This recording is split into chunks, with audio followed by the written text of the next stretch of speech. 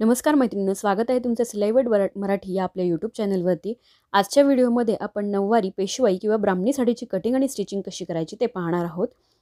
तर याकरता इथे नऊवारी साडी मी घेतलेली आहे आणि साडीची जी टोटल उंची आहे 38 इंच आहे। अस्तर घेतलेला आहे साधारण 2 मीटर मी इथे। अस्तर 4 फोल्डमध्ये ठेवलेलं आहे। माझ्याकडची बाजू बंद बाजू आहे आणि समोरची बाजू ओपन आहे। दाखवल्याप्रमाणे आधी आपल्याला काय करायचं आहे की वरच्या बाजूला सीट घेरचा चौथा भाग घ्यायचा आहे। तर सीट घेर आहे 38 इंच भागिले 4 करून चौथा भाग घ्यायचा आणि त्यामध्ये आपल्याला प्लस 2 ते 3 इंच लूजिंग जे आहे ते ॲड करायचं आहे।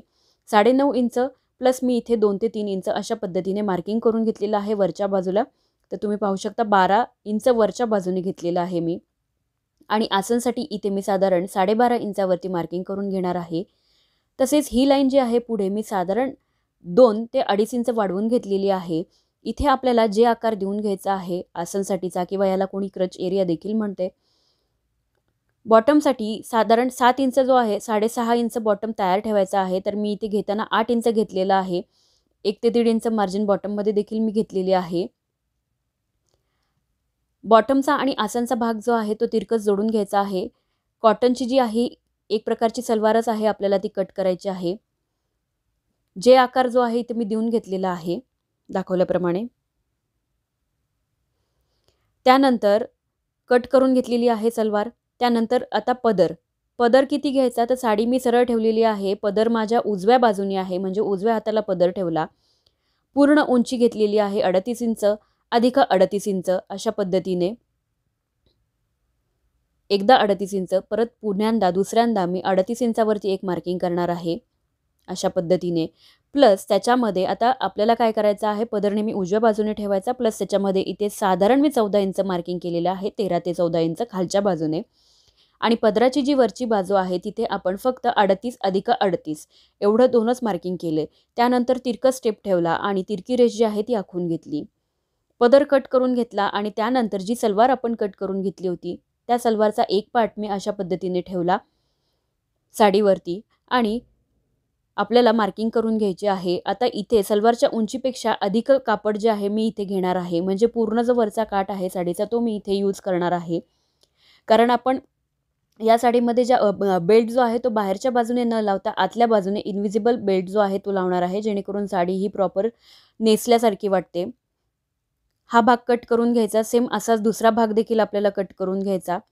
त्यानंतर काष्ट्यासाठी फॅब्रिक घेतलेलं आहे। साडीचे दोन्ही काठ समोरासमोर, म्हणजे दोन्ही काठ एकावर एक ठेवून अशा पद्धतीने काष्ट्याची जी रुंदी आहे ती 15 इंच घेतली आणि त्यानंतर आपल्याला काष्ट्याची उंची घ्यायची आहे। तर उंची आहे 38 इंच साडीची, प्लस त्याच्यामध्ये इथे साधारण तुम्ही 6 इंचापासून ते 10 इंचापर्यंत काष्ट्याची उंची जी आहे वाढवून घेऊ शकता। तर मी ते 6 इंच उंची वाढवून घेतलेली आहे। 38 इंच उंची टोटल आणि अधिक 6 इंच असं काष्ट्याची जी आहे उंची घेतलेली आहे।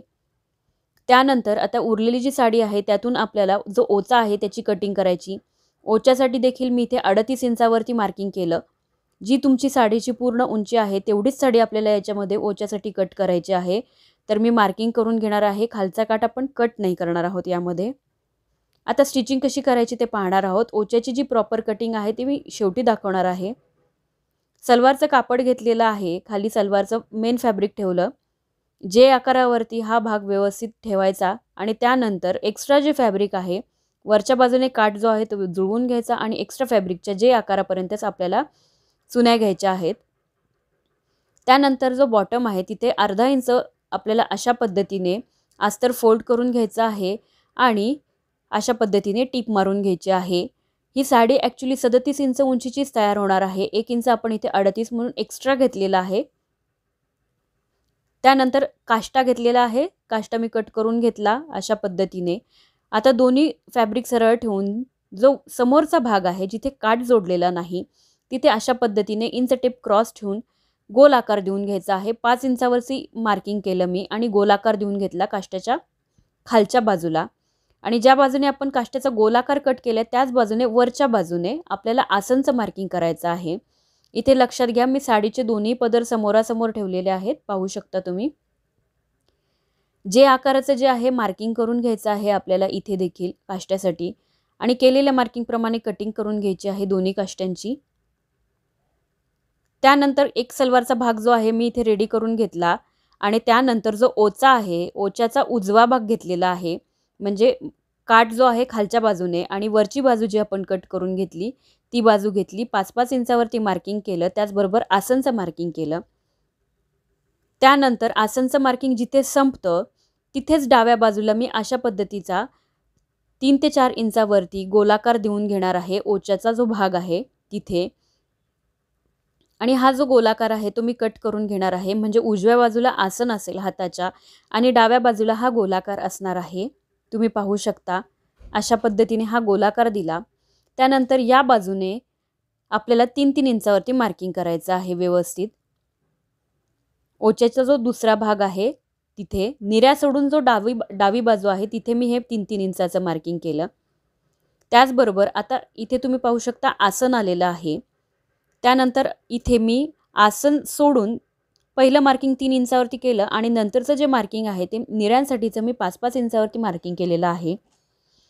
अशा पद्धतीच्या निऱ्या ज्या आहेत त्या एकावर एक ठेवून घ्यायच्या आहेत आपल्याला. फक्त जसं मार्किंग आहे त्याच पद्धतीने निऱ्या करत चालायच्या आहेत. इथे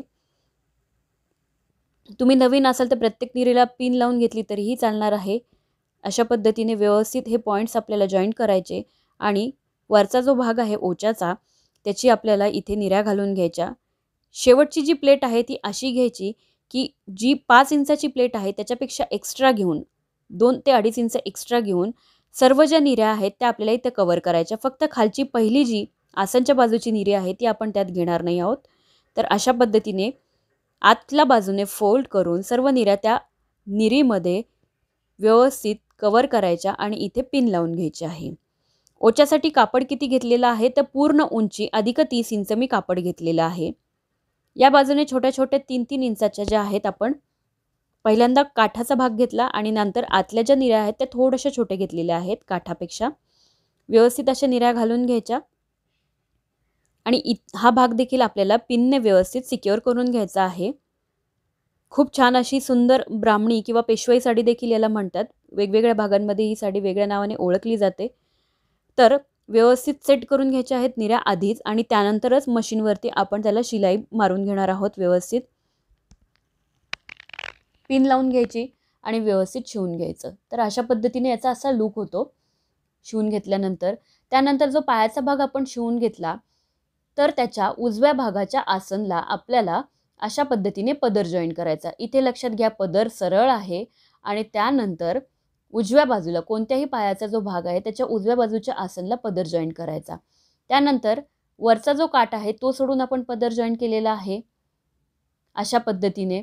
आणि पदराचा जो मोठा भाग आहे तो खालच्या बाजूने आणि जो तिरकस छोटा भाग आहे तो वरच्या बाजूने असं आपल्याला जॉईन करायचं आहे.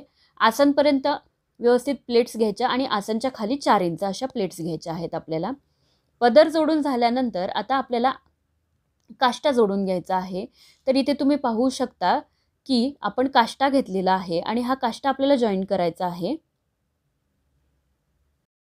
काष्टा जॉईन करताना जो खालचा भाग आहे तो व्यवस्थित काठापर्यंत जॉईन करून मधल्या भागामध्ये प्लेट्स घ्यायच्या आहेत.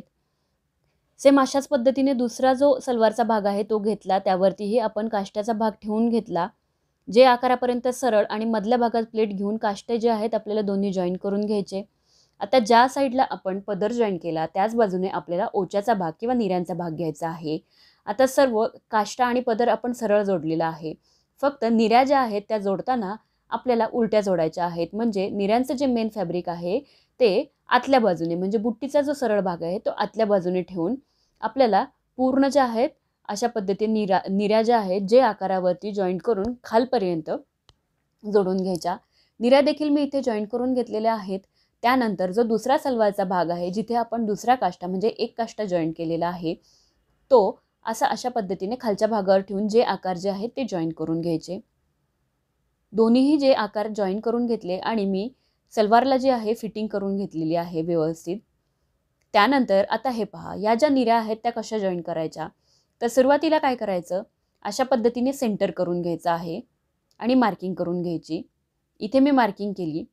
त्यानंतर ह्या ज्या निऱ्या आहेत त्याचा सेंटर जो आहे तो व्यवस्थित इथे मॅच करून घ्यायचा आणि तिथे ओच्याचा जो दुसरा भाग आहे तो जॉईन करायचा.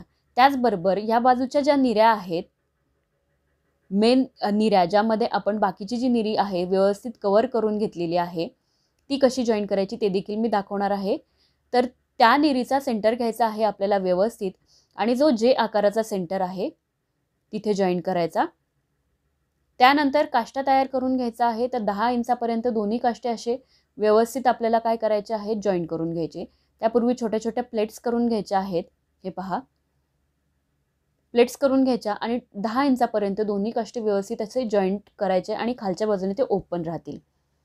हे पहा, अशा पद्धतीने ओच्याचा एक भाग मी जॉईन केला. आता ही जी निरी आहे तिचा जो सेंटर आहे आणि सलवारचा जो सेंटर आहे जे आकार, त्यावरती हा सेंटर ठेवून व्यवस्थित मॅच करून घ्यायचं.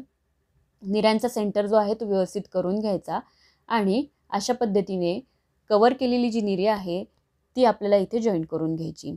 त्यानंतर बेल्ट जो आहे तो अशा पद्धतीने लावायचा. बेल्टला मी अस्तर लावून घेणार आहे व्यवस्थित, जेणेकरून छान दिसेल. बेल्ट मी इथे मेन फॅब्रिकचा आणि अस्तर दोन्ही करून घेतलेला आहे. समोरच्या बाजूने म्हणजे मेन फॅब्रिकच्या बाजूने आपल्याला बेल्ट लावायचा. या बाजूचा देखील सेंटर करून घ्यायचा, जिथे आपल्याला वरच्या बाजूने नाडी जी आहे ती ओवायची आहे. असा बेल्ट लावून घ्यायचा आहे आपल्याला बाहेरच्या बाजूने. नंतर आतल्या बाजूने 1.5 इंच हा बेल्ट जो आहे व्यवस्थित आपल्याला फोल्ड करून घ्यायचा आहे आतल्या बाहेरच्या बाजूने, जेणेकरून काठ जे आहेत ते प्रॉपर दिसतात. नेसलेल्या साडीसारखी ही देखील साडी जी आहे आपली दिसते. तर मैत्रिणींनो, सुंदर अशी ब्राह्मणी किंवा पेशवाई साडी जी आहे आपली इथे तयार झालेली आहे. तुम्ही बघू शकता किती छान दिसते. व्हिडिओ कसा वाटला हे कमेंट्स करून नक्की कळवा. चॅनलला लाईक करा, शेअर करा आणि सबस्क्राईब करा. आणि जर तुम्हाला या व्हिडिओच्या नोट्स हव्या असतील तर प्लीज मला कमेंट्स करून नक्की कळवा. पुन्हा भेटूया अशाच नवीन व्हिडिओसह.